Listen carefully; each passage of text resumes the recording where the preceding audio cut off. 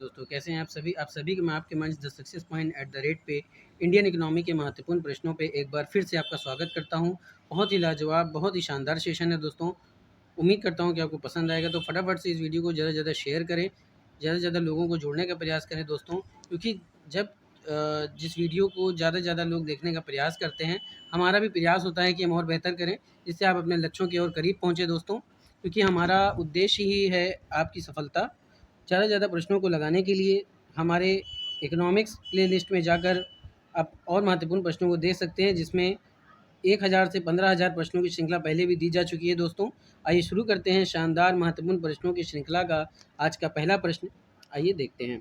तो आज का पहला प्रश्न क्या पूछ रहा है कि मुद्रा अपस्फीति के विषय में सत्य है। मुद्रा अपस्फीति क्या होती है दोस्तों? ये मुद्रा स्फीति की विपरीत कंडीशन होती है। आइए देखते हैं, जिसे इंग्लिश में क्या कहते हैं? डिफ्लेशन। डिफ्लेशन कहते हैं। क्या कहते हैं? डिफ्लेशन। चलिए आइए देखते हैं मुद्रास्फीति के विषय में। तो आइए देखते हैं कथन क्या कह रहा है कि मुद्रास्फीति की सर्वथा विपरीत स्थिति, जिसमें वस्तुओं और सेवाओं के सामान्य मूल्य स्तर में कमी होने से मुद्रास्फीति की दर शून्य से नीचे चली जाती है। तो बिल्कुल प्यारे दोस्तों, ये कथन बिल्कुल सही है। अगला कथन क्या कह रहा है कि यह किसी अर्थव्यवस्था में मुद्रा परिचालन में संकुचन या मौद्रिक आय की तुलना में वस्तुओं तथा सेवाओं के उत्पादन में तीव्र वृद्धि के फलस्वरूप उत्पन्न होती है। इस स्थिति में मुद्रा की क्रय शक्ति सामान्य स्तर से ज़्यादा हो जाती है। तो दोस्तों ये भी कथन क्या है? बिल्कुल सही कह रहा है। अगला कथन है अपस्फीति से निपटने के लिए सार्वजनिक अतिव्यय यानी पंप प्राइमिंग का एक प्रमुख उपाय है। यानी अपस्फीति से अगर निपटना हो तो उसका जो सार्वजनिक अतिव्यय होता है वो क्या होता है? एक प्रमुख उपाय होता है। तो प्यारे दोस्तों ये कथन बिल्कुल सही है। तो आपके तीनों कथन सही हैं, तो सही कूट का चयन करना है। तो कहाँ पे दे रहा है? 1, 2, 3 डी पे दे रहा है, तो डी ऑप्शन राइट हो जाएगा। तो D is the right answer for this question. अगले प्रश्न की तरफ चलते हैं। अगला प्रश्न भी मोस्ट इंपॉर्टेंट है कि मुद्रास्फीति को रोकने के उपाय हो सकते हैं। आइए देखते हैं कथन क्या कह रहा है। बैंकों द्वारा संकुचनकारी मौद्रिक नीति अपनाकर, जैसे बैंक दर में वृद्धि, खुले बाजार की क्रियाओं के अंतर्गत प्रतिभूतियों का विक्रय, सीआरआर तथा एसएलआर में वृद्धि करके। बिल्कुल सही है। अगला कथन है संकुचनकारी राजकोषीय नीति का प्रयोग, जिसमें कारारोपण में वृद्धि, सार्वजनिक व्यय में कमी, घाटे की वित्त व्यवस्था पर रोक। ये भी कथन सही है। अगला कथन है कि आवश्यक वस्तुओं के आयात को प्रोत्साहित करना तथा निर्यात में कमी, संवेदनशीलता, वस्तुओं की जमाखोरी पर प्रतिबंध आदि। प्यारे दोस्तों ये तीनों ही कथन आपके बिल्कुल सही हैं। उपयुक्त कूट से सही उत्तर का चयन करना है। तो कौन सा सही हो जाएगा? डी ऑप्शन राइट हो जाएगा। तो D is the right answer for this question. अगले प्रश्न की तरफ चलते हैं। दोस्तों प्रश्न आपको कैसे लगते हैं, श्रृंखला आपको कैसी लगती है, कमेंट में ज़रूर बताएं। और इस चैनल से जुड़ने का प्रयास करें दोस्तों कि the success point at the rate एक ऐसा मंच है जो आपको ऐसे प्रश्नों को प्रोवाइड कराता है जो आपके लक्ष्यों के बहुत करीब पहुंच सकता है। ये आपके UPSC, UPPSC, UP triple SC या अन्य कॉम्पिटिटिव एग्जाम के लिए काफ़ी महत्वपूर्ण है। समीक्षा अधिकारी, सहायक समीक्षा अधिकारी के लिए भी महत्वपूर्ण प्रश्नों की श्रृंखला है। चलिए दोस्तों आइए देखते हैं अगला प्रश्न। अगला प्रश्न क्या पूछ रहा है कि बहुआयामी गरीबी सूचकांक यानी मल्टी डायमेंशनल पॉवर्टी इंडेक्स के विषय में कौन सा सत्य है? आइए देखते हैं।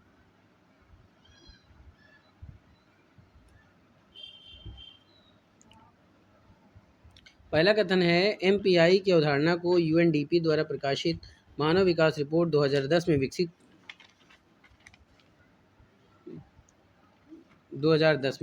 विकसित किया गया। बिल्कुल सही है। अगला कथन बहुआयामी गरीबी निर्देशांक के 3 आयामों यथा स्वास्थ्य, शिक्षा एवं जीवन निर्वाह का स्तर के अंतर्गत 10 संकेतक आते हैं। शिशु मृत्यु, पोषण, स्कूल में नामांकन, विद्यालय शिक्षा, खाना बनाने का ईंधन, आवास, विद्युत, जल एवं शौचालय शामिल हैं। बिल्कुल सही है। अगला कथन है कि बहुआयामी गरीबी सूचकांक भारत में गरीबी की तीव्रता मापने के लिए सबसे उपयुक्त है। बिल्कुल सही है प्यारे दोस्तों, तीनों ही कथन सही है। उपयुक्त कूट में सही उत्तर का चयन करना है। तो सही कूट क्या हो जाएगा? बी ऑप्शन हो जाएगा, क्योंकि पहला, दूसरा और तीसरा सही बता रहा है। तो B is the right answer for this question. अगले प्रश्न की तरफ चलते हैं। बेरोजगारी से आप क्या समझते हैं? आइए देखते हैं। जब एक व्यक्ति सक्रियता से रोजगार की तलाश करता है लेकिन वह प्रचलित मजदूरी दर पर काम पाने में असक्षम रहता है, तो इस अवस्था को बेरोजगारी कहा जाता है। बिल्कुल सही है। अगला कथन है सामान्य रूप से 15 से 64 वर्ष आयु के व्यक्तियों को आर्थिक रूप से सक्रिय माना जाता है। अतः अगर इस आयु वर्ग के व्यक्ति लाभदायक रूप से नियोजित नहीं हैं तो इन्हें भी बेरोजगार माना जाएगा। बिल्कुल सही है। तीसरा कथन है कि भारत में तीव्र जनसंख्या वृद्धि, कौशल का अभाव, जनशक्ति नियोजन का अभाव आदि बेरोजगारी के लिए उत्तरदायी हैं। बिल्कुल सही है। चौथा कथन है कि भारत में संगठित क्षेत्र द्वारा अधिकांश रोजगार उपलब्ध कराए जाते हैं। असंगठित क्षेत्र के अंतर्गत ग्रामीण क्षेत्र में कृषि कामगार तथा शहरी क्षेत्रों में ठेके पर बहाल मजदूर आदि शामिल किए जाते हैं। तो प्यारे दोस्तों, चौथा कथन आपके चारों सही है, चारों कथन सही है, बेरोजगारी से संबंधित है। सही कोड से सही उत्तर का चयन करना है तो कौन सा ऑप्शन हो जाएगा? डी राइट हो जाएगा। D is the right answer for this question. अगले प्रश्न की तरफ चलते हैं। आइए देखते हैं अगला प्रश्न क्या पूछ रहा है प्यारे दोस्तों। प्रधानमंत्री सुरक्षा बीमा योजना के विषय में कौन सा कथन सही है? 18 से 60 वर्ष तक के व्यक्तियों के लिए 12 रुपये वार्षिक प्रीमियम, दुर्घटना के समय मृत्यु या अपंगत 2 लाख, आंशिक 1 लाख का भुगतान किया जाएगा। कूट में बताना है 1 और 2, 2 और 3, 1, 2 और 3 या इनमें से कोई नहीं। तो फटाफट। तो दोस्तों, अगर बात की जाए प्रधानमंत्री सुरक्षा बीमा योजना की तो ये दिया गया है 18 से 70 वर्ष। कितना दिया गया है? 18 से 70 वर्ष की बात की गई है। माफ़ कीजिएगा दोस्तों, 18 से 70 वर्ष की बात की गई है। तो ये आपका गलत हो जाएगा क्योंकि 18 से 70 वर्ष की बात की गई है। ये कथन गलत हो जाएगा। दूसरा क्या है कि 12 रुपये वार्षिक प्रीमियम, ये बिल्कुल कथन सही है। तीसरा है दुर्घटना के समय मृत्यु या अपंगत 2 लाख रुपए, अपंगता माफ़ कीजिएगा दोस्तों, आंशिक अपंगता की बात की गई है तो ये 1 लाख रुपए। तो ये आपका दूसरा और तीसरा ऑप्शन सही हो जाएगा। तो B is the right answer for this question. अगले प्रश्न की तरफ चलते हैं। आइए देखते हैं। अगला प्रश्न पूछ रहा है दोस्तों, प्रधानमंत्री सहज बिजली हर घर योजना के विषय में कौन सा कथन सत्य नहीं है? प्रधानमंत्री बिजली हर घर योजना के विषय में कौन सा कथन सत्य नहीं है? आइए देखते हैं। प्रधानमंत्री द्वारा 25 दिसंबर 2016 को इसे लॉन्च किया गया। इसका उद्देश्य ग्रामीण तथा शहरी सभी इच्छुक परिवारों के विद्युतीकरण को सुनिश्चित करता है। मुफ्त बिजली कनेक्शन के लिए लाभार्थियों का चयन सामाजिक, आर्थिक और जाति जनगणना 2011 द्वारा किए जाने का प्रावधान है। सभी राज्यों तथा केंद्र शासित प्रदेशों को वर्ष 2018 के अंतर्गत चिन्हित परिवारों के विद्युतीकरण को पूरा करना है। इसी योजना से सुदूर तथा दुर्गम क्षेत्रों में स्थित घरों के सौर विद्युतीकरण की व्यवस्था की गई है। तो फटाफट से आंसर दीजिए दोस्तों, कौन सा कथन सही है? प्यारे दोस्तों, मुफ्त बिजली कनेक्शन के लिए लाभार्थियों का चयन सामाजिक, आर्थिक और जाति जनगणना 2011 द्वारा किए जाने का प्रावधान है। बिल्कुल सही है। सभी राज्यों तथा केंद्र शासित प्रदेशों को वर्ष 2018 के अंत तक चिन्हित परिवारों के विद्युतीकरण को पूरा करना है। ये भी आपका कथन सही है। डी दे रहा है, इस योजना में सुदूर तथा दुर्गम क्षेत्रों में स्थित घरों के सौर विद्युतीकरण की व्यवस्था की गई है। तो तीनों सही हैं, लेकिन पहला गलत है क्योंकि प्रधानमंत्री के द्वारा प्रधानमंत्री सहज बिजली हर घर योजना की शुरुआत कब की गई थी? 25 दिसंबर 2017 को लॉन्च किया गया था, ना कि 2016 में। ये किया गया था 2017 में प्यारे दोस्तों, ये याद रखिएगा। तो इस हिसाब से आपका प्रश्न ऑप्शन कौन सा सही हो जाएगा? ए राइट हो जाएगा। तो A is the right answer for this question. अगला प्रश्न। अगले प्रश्न की तरफ बढ़ने से पहले गुजारिश है दोस्तों कि इस वीडियो को ज़्यादा से ज़्यादा शेयर करें। अगर आप मेरे चैनल पर नए विजिटर हैं तो आपसे गुजारिश है कि इस वीडियो को सब्सक्राइब करें, बेल आइकन ऑन करना ना भूलें ताकि कोई भी वीडियो डले तो आपको सबसे पहले नोटिफिकेशन मिले दोस्तों। चलिए, अगला प्रश्न है, आर्थिक विकास के अनुसार निम्नलिखित में से क्या सत्य माना जाता है? प्रश्न क्या है कि आर्थिक विकास के अनुसार निम्नलिखित में से क्या सत्य माना जाता है? पहला ऑप्शन क्या है कि सस्ता और किफ़ायती ऋण देश के विकास के लिए महत्वपूर्ण है। यह आवश्यक है कि बैंक और सहकारी समितियां विशेष रूप से ग्रामीण क्षेत्रों में अपने उधार में वृद्धि करें ताकि ऋण के अनौपचारिक स्रोतों पर निर्भरता कम हो। औपचारिक क्षेत्रों का विस्तार करने की आवश्यकता है, हर किसी को ऋण मिलना चाहिए। फटाफट से आंसर दीजिए दोस्तों। तो दोस्तों, इसका आंसर हो जाएगा डी, यानी उपयुक्त सभी। तो आपका ऑप्शन क्या हो जाएगा? 4 सही हो जाएगा, यानी कि D is the right answer for this question. अगला प्रश्न, उपभोक्ता को ज्ञान प्राप्त करने का अधिकार है। सही उत्तर का चयन करना है। सूचना का अधिकार, चुनने का अधिकार, उपभोक्ता शिक्षा का अधिकार या उपर्युक्त में से कोई नहीं।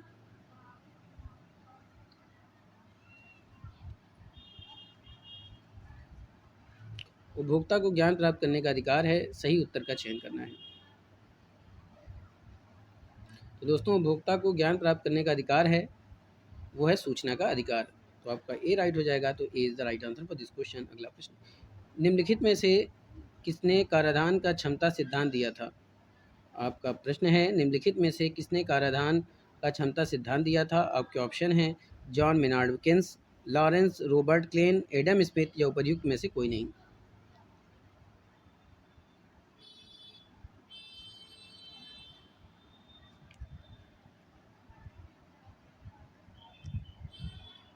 तो दोस्तों जिसने कराधान का क्षमता सिद्धांत दिया था वो थे एडम स्मिथ। तो एडम स्मिथ सी पे दिया हुआ है, तो C is the right answer for this question. अगला प्रश्न की तरफ चलते हैं। अगला प्रश्न क्या पूछ रहा है? समष्टि अर्थशास्त्र यानी माइक्रो इकोनॉमिक्स के अध्ययन का विषय किस सिद्धांत पर आधारित है? फटाफट से आंसर दीजिए। समष्टि अर्थशास्त्र के अध्ययन का विषय किस सिद्धांत पर आधारित है? आपके ऑप्शन है राष्ट्रीय आय का सिद्धांत, उपभोक्ता का सिद्धांत, उत्पादक का सिद्धांत या उपर्युक्त में से कोई नहीं। फटाफट पूछ रहा है कि समष्टि यानी माइक्रो इकोनॉमिक्स के अध्ययन का विषय किस सिद्धांत पर आधारित है?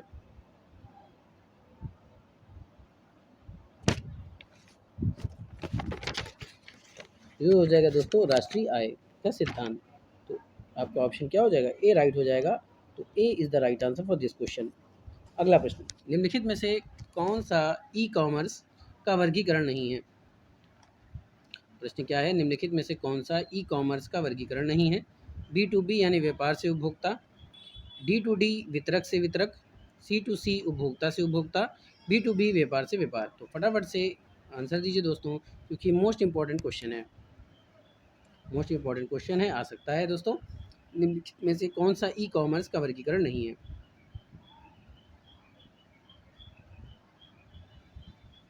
तो दोस्तों जो ई कॉमर्स का वर्गीकरण नहीं है वो है D2D यानी वितरक से वितरक। तो आपका ऑप्शन क्या हो जाएगा? बी राइट हो जाएगा। तो B is the right answer for this question. अगला प्रश्न, व्यापार से व्यापार के विषय में कौन सा कथन सत्य है? पहला कथन कह रहा है कि व्यापार से व्यापार दो कंपनी जैसे थोक व्यापारी और खुदरा विक्रेता के बीच किए गए सौदे या लेन देन को संदर्भित करता है। सही है। B2B यानी व्यापार से व्यापार, ये बिजनेस टू बिजनेस लेन देन आमतौर पर आपूर्ति श्रृंखला में होते हैं, जहां एक व्यवसाय दूसरे से कच्चे माल को उत्पादन प्रक्रिया में उपयोग करने के लिए खरीदता है। तीसरा क्या है कि ऑटो व्यवसाय में कंपनी, साथ ही साथ संपत्ति प्रबंधन, हाउसकीपिंग और औद्योगिक सफाई में कंपनी अक्सर B2B लेन देन में संलग्न होती है। तो आपका तीनों ही कथन सही है दोस्तों। सही कूट का चयन करना है। तो सही कूट में कहाँ दे रहा है? बी पे राइट दे रहा है, क्योंकि पहला दूसरा तीसरा बी पे दे रहा है। तो B is the right answer for this question. अगला प्रश्न, चलिए अगला प्रश्न क्या है? भारतीय राष्ट्रीय मार्ग प्राधिकरण यानी NHAI का संचालन किस वर्ष में किया गया था? आपका ऑप्शन है 2005, 2000, 1993, 1995। भारतीय राष्ट्रीय राजमार्ग प्राधिकरण का संचालन किस वर्ष में किया गया था? ये आपके प्रश्न है दोस्तों, मोस्ट इंपॉर्टेंट क्वेश्चन है। तो दोस्तों भारतीय राष्ट्रीय राजमार्ग प्राधिकरण यानी NHAI का गठन कब किया गया? संचालन किया गया था दोस्तों 88 में इसका गठन किया गया था। और इसको जो संचालन किया गया था वो किया गया था 10 फरवरी को, याद रखिएगा 10 फरवरी 1995। क्या कहते हैं दोस्तों? 10 फरवरी 1995 को किया गया था। डी ऑप्शन राइट हो जाएगा। तो D is the right answer for this question. अगला प्रश्न, औद्योगिक रूप से विकसित सहकारी केंद्र आमतौर पर किससे घिरे होते हैं? प्रश्न एक बार फिर से सुन लीजिए। औद्योगिक रूप से विकसित शहरी केंद्र आमतौर पर किससे घिरे होते हैं? आपके ऑप्शन है कृषि शहरी आंतरिक क्षेत्र, कृषि ग्रामीण भीतरी प्रदेश, तटीय प्रदेश भीतरी प्रदेश या फिर बंदरगाह भीतरी इलाके। कमेंट में आंसर दिया करिए दोस्तों, आप लोग कमेंट में आंसर नहीं देते हैं। तो औद्योगिक रूप से विकसित शहरी केंद्र आमतौर पर घिरे होते हैं प्यारे दोस्तों कृषि शहरी आंतरिक क्षेत्र से। तो ए ऑप्शन राइट हो जाएगा। तो A is the right answer for this question. अगला प्रश्न,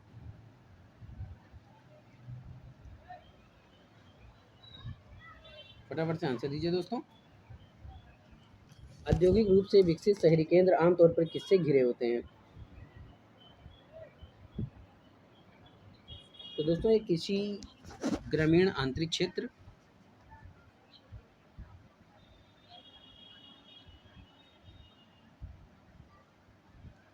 तो दोस्तों यहाँ पे दोबारा से आने का मकसद ये है कि आंसर गलत हो गया था दोस्तों। तो ये हो जाएगा कृषि ग्रामीण भीतरी क्षेत्र। ठीक है, भीतरी प्रदेश या आंतरिक क्षेत्र भी आप कह सकते हैं। B is the right answer for this question. अगला प्रश्न, निम्नलिखित में से कौन सा भारत में अनुसूचित सार्वजनिक क्षेत्र के बैंकों में से एक नहीं है? प्रश्न क्या है? निम्नलिखित में से कौन सा भारत में अनुसूचित सार्वजनिक क्षेत्र के बैंकों में से एक नहीं है? आपके ऑप्शन है Canara bank, UCO bank, Indian overseas bank या फिर बंधन बैंक?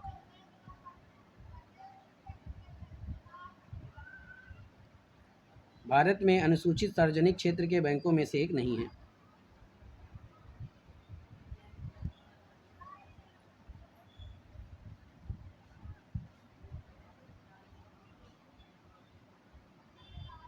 बताइए दोस्तों, फटाफट से इसका आंसर दीजिए।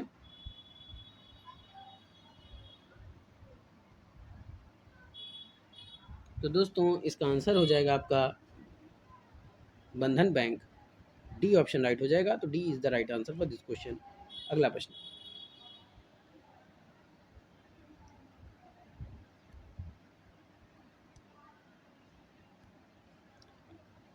अगला प्रश्न है दोस्तों, यदि वास्तविक बेरोजगारी दर बेरोजगारी की प्राकृतिक दर से कम है तो यह अपेक्षा की जाएगी, क्या की जाएगी? बताइए। यदि वास्तविक बेरोजगारी दर बेरोजगारी की प्राकृतिक दर से कम है तो यह अपेक्षा की जाएगी कि महंगाई की दर में वृद्धि होगी, मजदूरी में कमी होगी, बेरोजगारी की प्राकृतिक दर में कमी होगी, वस्तुओं और सेवाओं की मांग में कमी आएगी।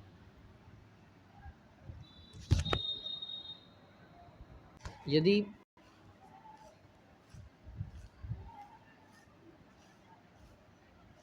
तो प्रश्न क्या है, यदि वास्तविक बेरोजगारी दर बेरोजगारी की प्राकृतिक दर से कम है तो यह अपेक्षा की जाएगी कि महंगाई दर में वृद्धि होगी।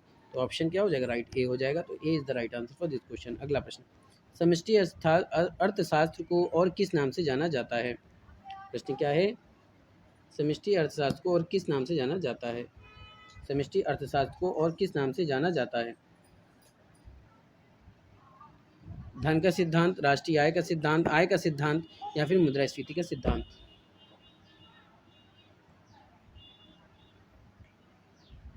दोस्तों समष्टि अर्थशास्त्र यानी कि माइक्रो इकोनॉमिक्स को आय के सिद्धांत के नाम से जाना जाता है। तो आपको ऑप्शन कौन सा राइट हो जाएगा? सी राइट हो जाएगा दोस्तों, क्योंकि सी पे दे रहा है आय का सिद्धांत। तो C is the right answer for this question. अगला प्रश्न, वस्तुओं और सेवाओं के सामान्य मूल्य स्तर में लगातार गिरावट को किस रूप में जाना जाता है? वस्तुओं और सेवाओं के सामान्य मूल्य स्तर में लगातार गिरावट को किस रूप में जाना जाता है? आपके ऑप्शन हैं अपस्फीति, डिसइंफेक्शन, स्टेफलेशन या फिर डिप्रेशन। वस्तुओं और सेवाओं के सामान्य मूल्य स्तर में लगातार गिरावट को जिस रूप में जाना जाता है प्यारे दोस्तों, उसका नाम है अपस्फीति। तो A is the right answer for this question. अगला प्रश्न, निम्नलिखित में से किसे राष्ट्रीय आय के संदर्भ में गतिविधि के स्तर का मुख्य निर्धारक माना जाता है?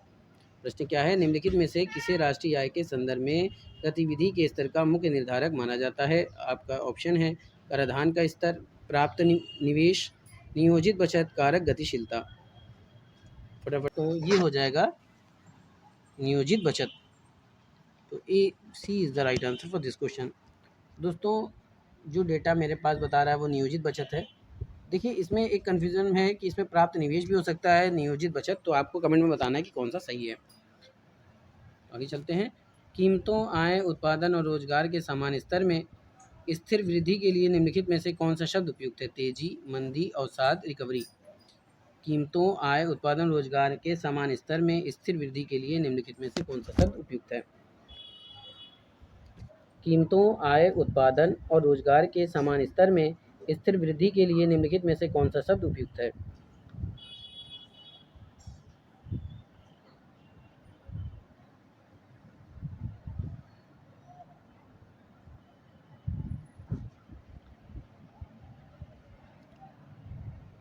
तो फटाफट से आंसर दीजिए दोस्तों। तेजी, मंदी, अवसाद, रिकवरी।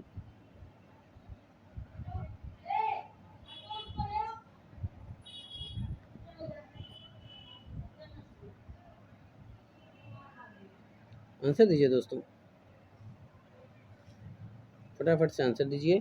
कीमतों, आय, उत्पादन और रोजगार के समान स्तर में स्थिर वृद्धि के लिए कौन सा शब्द उपयुक्त होता है?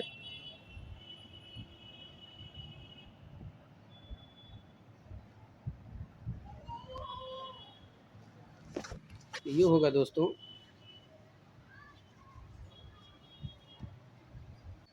क्या आंसर हो जाएगा? रिकवरी। तो डी ऑप्शन क्या हो जाएगा? डी। तो D is the right answer for this question. अगला प्रश्न, भारत में पहली कपास मिल कहाँ स्थापित की गई थी? भारत में पहली कपास मिल कहाँ स्थापित की गई थी?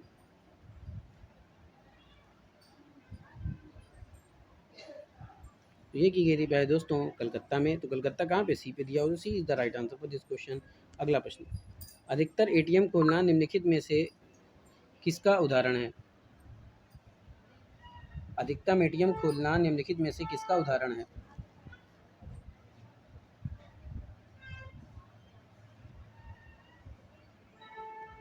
अधिकतम एटीएम खोलना निम्नलिखित में से किसका उदाहरण है? प्रत्यक्ष विपणन, अप्रत्यक्ष विपणन, प्रत्यक्ष विपणन, सामाजिक विपणन, इनमें से कोई नहीं।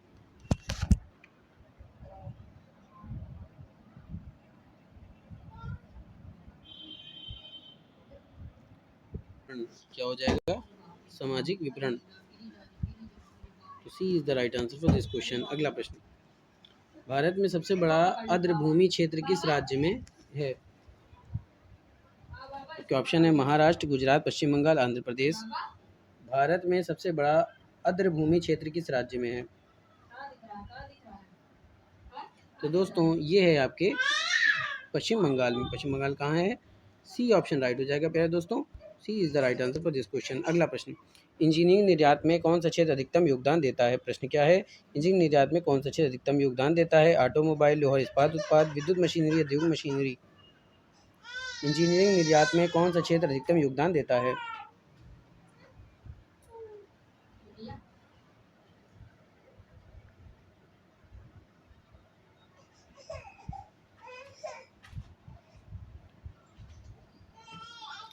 फटाफट से आंसर दिए दोस्तों। इंजीनियरिंग निर्यात में कौन सा क्षेत्र अधिकतम योगदान देता है?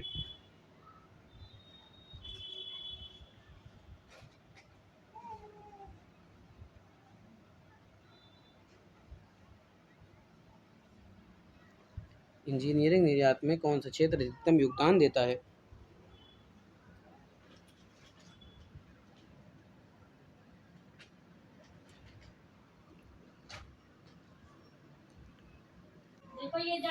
दोस्तों इंजीनियरिंग निर्यात में कौन सा क्षेत्र अधिकतम योगदान देता है? तो आपका ऑप्शन हो जाएगा बी, लोहा और इस्पात। B is the right answer for this question. आज का लास्ट प्रश्न, भारत में प्रति व्यक्ति इस्पात खपत कितनी है? भारत में प्रति व्यक्ति इस्पात खपत कितनी है? 109 किलो, 74.1 किलो, 69 किलो या फिर 81 किलो? भारत में प्रति व्यक्ति इस्पात खपत कितनी है?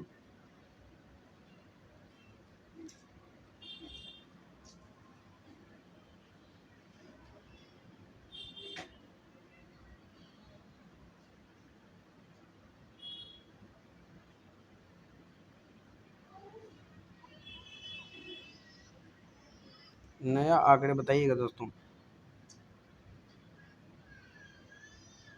2024 के अनुसार भारत में प्रति व्यक्ति इस्पात खपत कितनी है?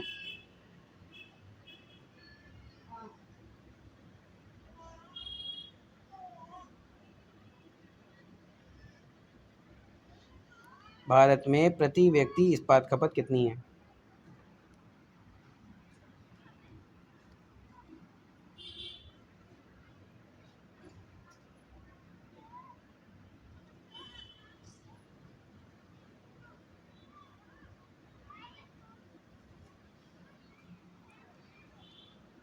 तो दोस्तों भारत में प्रति व्यक्ति इस्पात खपत कितनी है? 109 किलो। तो आपके ऑप्शन क्या हो जाएगा? ए। तो A is the right answer for this question. दोस्तों ये था आज का शानदार महत्वपूर्ण प्रश्नों की श्रृंखला। उम्मीद करता हूँ कि आपको पसंद आया होगा। फटाफट से वीडियो सब्सक्राइब कीजिए, बेल आइकन ऑन कीजिए ताकि नोटिफिकेशन मिलती रहे। और अगर आपको लगता है कि कोई प्रश्न के उत्तर गलत हैं तो आप उसका सही उत्तर दे सकते हैं दोस्तों, क्योंकि डेटा बदलता रहता है। चलिए फिर मिलेंगे इसी जुनून के साथ, तब तक के लिए जय Hind, wish you all the best.